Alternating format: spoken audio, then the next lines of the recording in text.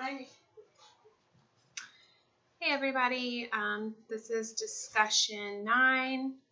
We're discussing IQ levels and high achieving and low achieving and grouping them together. I do and I don't agree with it. There are benefits to it as well as negative aspects of it.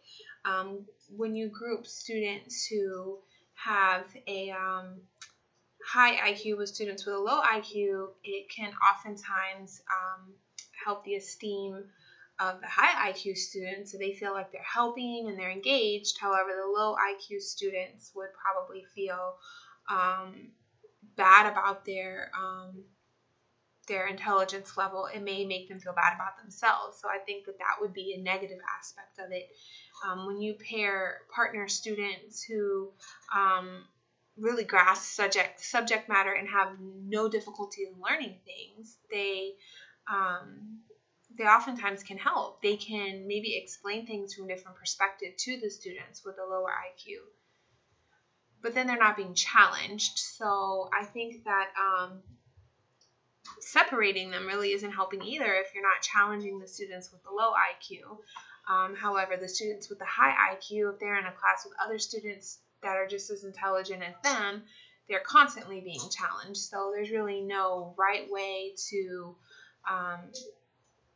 handle it. I think that, in a classroom, there should be a combination of students who grasp subject material, who are really good or who get it, with students who don't. And then there should be a time where you place students in groups with people that are on their same level. And if you mix it and make a combination, then you're challenging the students, but then you're not always making it a responsibility of the student to challenge the one with the low IQ.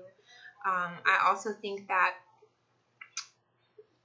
as an educator, it's our job to kind of assess these students and see which students go well together, because it's not just about their IQ, it's also about personality. Students with lower IQ, they have lower self-esteem, maybe they have social difficulties as well, and pairing them with other students who don't may be hard for them.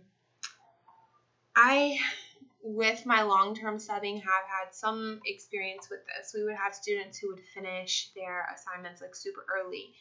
They really got it, and I knew that the subject that we were teaching, our standard for that particular lesson, was below their level, but they were not a majority of the class. They were the minority, so I still had to teach the remainder of the class that standard. So what I would do is I would invite them to come help me, help out students, walk around, and just help students that were having a difficult time.